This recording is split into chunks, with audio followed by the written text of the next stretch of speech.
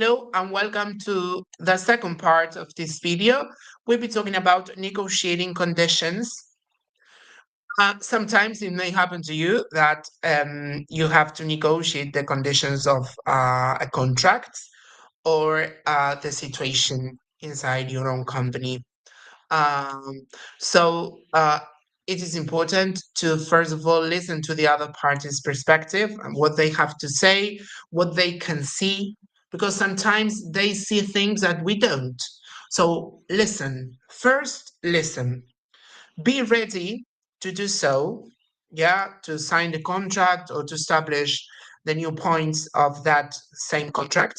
Be professional and polite, okay? When I talk about being professional and polite, try not to let your emotions go out. Yes, you are a professional in that moment, particularly when you negotiate conditions, because you need to be very calm. Yes, you need to read, you need to specify the things that you want.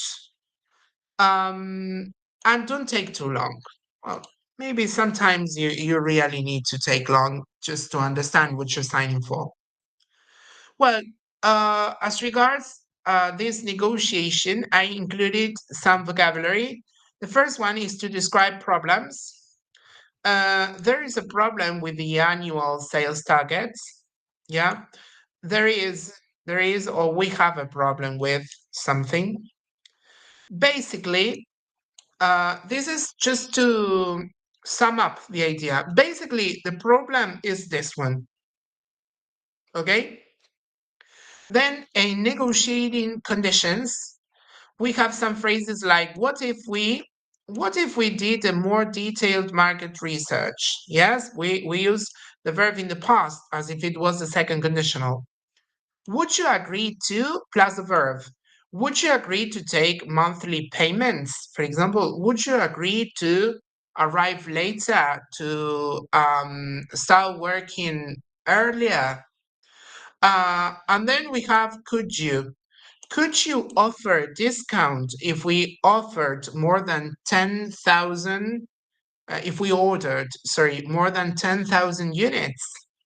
This is all with the second conditional, people. So if you know how to use the second conditional, you will have no problems with negotiating conditions. Of course, sometimes the other party would make the proposals, but you have to respond. Yes, you can either say yes or not. If you say yes, always make it clear to say the word yes. That would be possible. Um, Sometimes you are not sure about your answer. So you can say, I think we can do that, but let me think. I need some time to think about it or to go through it. And sometimes you can say no. So always say sorry or I'm afraid. That wouldn't be acceptable in your conditions. Yeah, under your conditions, you say that they are not good for you.